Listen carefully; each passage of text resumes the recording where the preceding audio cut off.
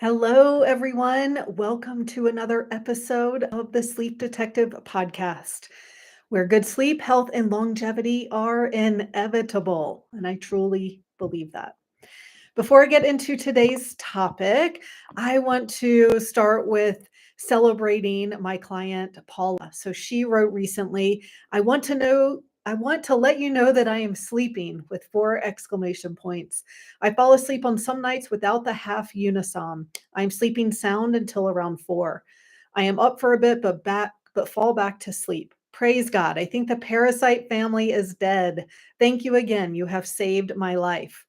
So Paula is well on her way to sleeping through the night uninterrupted. She was waking up and just awake for hours. So it is a huge win that now she is able to fall back asleep. So this is what we are going for. And it is a journey. It's not like people immediately start sleeping, through the night, but that is definitely the goal by the end of working together that is happening. So today's topic is kind of related to this. I am talking about why you're waking up to pee in the middle of the night. Because many of my clients wake up to pee multiple times a night, and it's definitely not normal. Now, I will tell you, I've been waking up and going to the bathroom once a night for 20 something years, I think. And I remember though, when I had insomnia, it was after I peed that I wouldn't be able to fall back asleep for a couple hours. And so I was so desperate to figure out and to try not to pee at night. But no matter what I did, nothing worked. And it turns out once I found the imbalances in my body and started working on those, then I would still wake up and pee, but I go right back to sleep.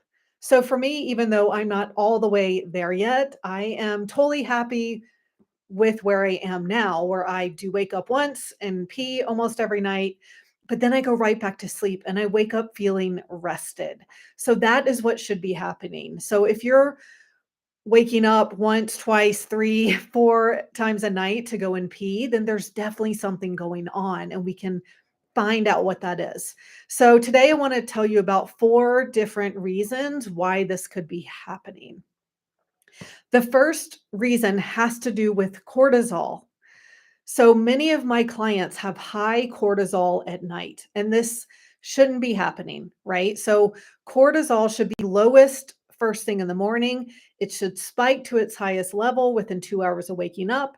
And then it should gradually go down throughout the day so that it's low at bedtime and in the middle of the night. But many of my clients, their cortisol is really high at bedtime or the middle of the night. For me, back when I had a parasite, my cortisol was through the roof in the middle of the night. It was higher than at any other point in the day. So no wonder I was awake for hours in the night and then feeling tired all day. So for many people, if you're peeing at night, it's because your body is releasing cortisol at night. And the reason that happens is when there is inflammation in the body releases cortisol because it's an anti inflammatory hormone. So, and what cortisol does is it can wake you up completely, or it can also kind of keep you from getting the deep sleep that you need. So, it can actually keep you in the lighter stages of sleep. So, this is why so many of my clients say that they feel like they're sleeping restlessly, especially the second half of the night, is because they aren't getting that deep and REM sleep like they should. And a lot of times it's because of cortisol. And so, when the body's releasing cortisol at night, the body's time, and then it's not releasing the hormones that help suppress urination at night. So it's called vasopressin or an antidiuretic hormone. That's what our body releases tonight to stop, that need to urinate at night. So when cortisol is being released, then those hormones aren't staying high enough all night, and so you wake up having to go pee. Now, the question is, why is cortisol high at night? So, it's not enough to just take something to lower cortisol. Your body's releasing cortisol for a reason. It's to protect itself from inflammation. So, sometimes if someone's cortisol is really high at night, I will recommend for it, but that's a temporary fix while we're working on why cortisol is actually high. That's what we need to work on for the long term. And so the most common things I see have to do with blood sugar is a huge one. And blood sugar dysregulation can also lead to frequent urination, especially at night, probably because of cortisol and all these other hormones at play as well. So I have other episodes specifically about blood sugar, but if you aren't sleeping, this is the first thing that I recommend that you look at because you don't need to test for this. Well, you can measure your blood sugar with a glucometer or a continuous glucose meter and find out what's going on. But that is an easy thing to adjust right off the bat. Food sensitivities are another common reason why your body's releasing cortisol at night. So if you're eating, I say, I'm going to use it as an example, gluten and dairy, because many people are sensitive to gluten and dairy and have no idea. And so if you're eating these foods all the time and you're sensitive to them, your body's in this constant state of inflammation day and night. And so your body's constantly releasing some cortisol to deal with that inflammation, which is going to wake you up when that's happening at night. So looking at diet is another piece of the puzzle. Another reason why your body is releasing cortisol at night can have to do with your liver not detoxifying properly. So the liver is most active at night. That's when it's supposed to be getting rid of toxins. And if there are more toxins than it can handle, then they circulate around, they build up. Again, those toxins cause inflammation, and then your body releases cortisol in response to that. And the other reason why you could be releasing cortisol at night has to do with having a pathogen in the gut. So, yes, I'm talking about a parasite. I'm talking about bad bacterial overgrowth and H. pylori and yeast like Candida. So, all of those pathogens are nocturnal. It's the middle of the night that they are most active, and they are eating and excreting and releasing all these toxins, which causes a ton of inflammation and it puts an extra burden on the liver. And so then your body releases cortisol to deal with that inflammation and you're awake. So these are the most common reasons I see for high cortisol at night. So you want to do testing to find out which of those things it is. Now, I use what's called the Dutch test. It's a dried urine hormone test to look at your cortisol pattern so that we can see, okay, is cortisol high at night or is that not the issue? And if it is, then the other test, especially the GI map that's looking at gut health, the Dutch test also looks at liver function so we can tell how liver detoxification is working. So those tests give us the reasons, okay, why is cortisol high at night? So then we can work on that. Okay, now for the second possible reason why this could be happening, actually has to do with breathing through your mouth. So we are supposed to breathe through our nose. When we breathe through our mouth, it's actually it creates a diuretic response and so it makes us have to urinate. So that's happening at night, then that can be why why you're waking up to pee. So you want to figure out if you are breathing through your mouth or not. If anyone has told you that you snore, then it's likely that this has happened because that means that your sinuses are congested, especially at night. And so then you're probably breathing through your mouth. So some things you can try are nasal strips. So they go on your nose and actually open up your nostrils so that you can breathe better. And mouth taping is another thing to try. So it kind of forces you to primarily breathe through your nose. But if you have sinus congestion, you don't want to start with mouth taping. You want to work on, well, getting to the root of why you have sinus congestion, which I will come to next. But also, um, yeah, like opening up your sinus is going to be the first step before trying to force yourself to breathe through your mouth if your sinuses are clogged.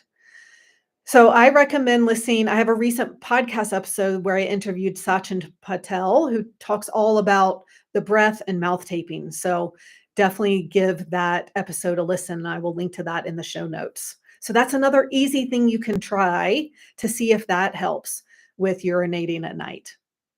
Now, the third reason why you might be peeing all the time, especially at night, has to do with mold toxicity.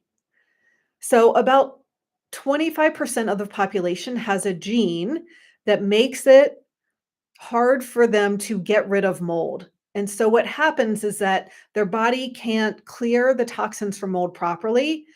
And so, they get this what's called chronic inflammatory response. So, their body is chronically under inflammation from the toxins from mold. It can't get rid of them. Those toxins, called mycotoxins, actually reproduce and are living in the body, putting this extra burden on the liver, damaging the gut, wreaking all kinds of havoc. And so for those people, they can't break down this mold properly. Like a lot of us, we can be exposed to mold and be fine. But again, 25% of the population can't get rid of it. And so they get all these crazy symptoms. And I have talked about this in depth in a different episode, which I will link to as well. You might also want to see the blog post, which I'll link to, because there are different symptom clusters that have been identified as helping determine if someone might have this issue.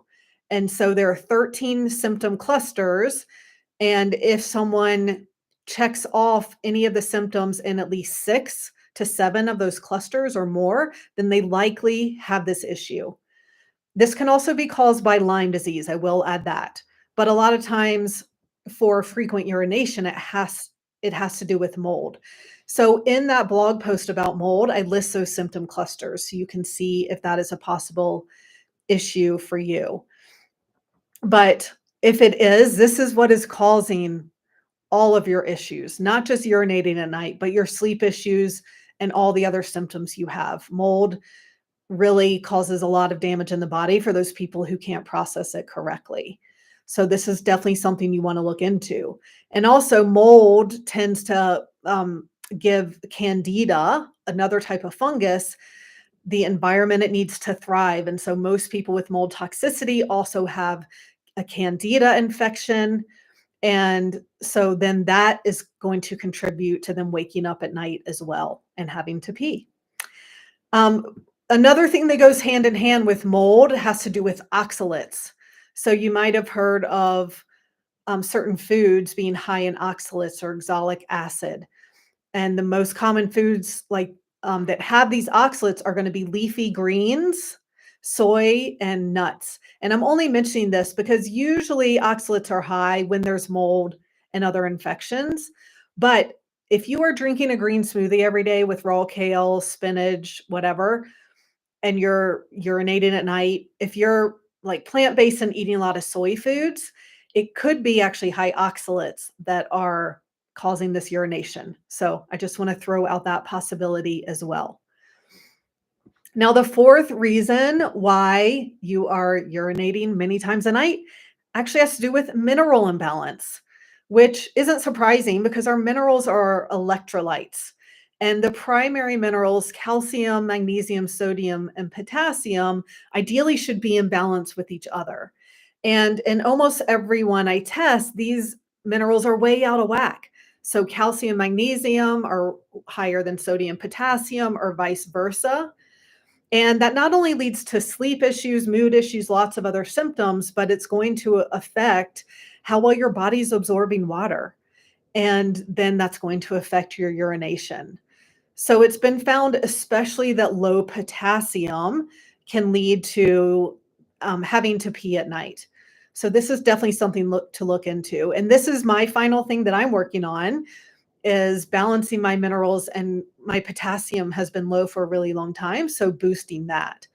And the way we look for that is with the test called a hair tissue mineral analysis, or an HTMA.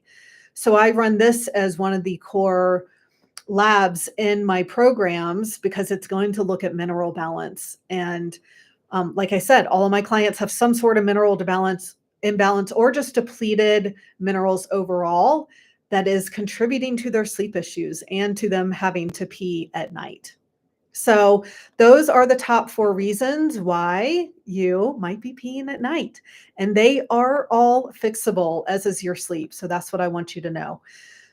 You are meant to get 7 or more hours of continuous, uninterrupted, consistent sleep. It's how we as humans need sleep, and it's what we are meant to do. So, if you aren't, there are just things getting in the way of that. And my team and I at the Complete Sleep Solution program, we use functional lab testing and different assessments to find out what's going on. And we also help with the mental part of not sleeping and stress, because I see insomnia as a body and mind program. So if you are ready to get 7 or more hours of uninterrupted sleep, you want to book a consultation. You can find out more about the Complete Sleep Solution at thesleepdetective.com and book a consultation if you're ready to get started. And we'll talk about what's going on with your sleep and how the program works so that within 30 days, you will know exactly what's causing your sleep issues and have a plan to fix it. And you can find the links in the show notes. All right, everyone. Thanks for listening. I will talk to you next week.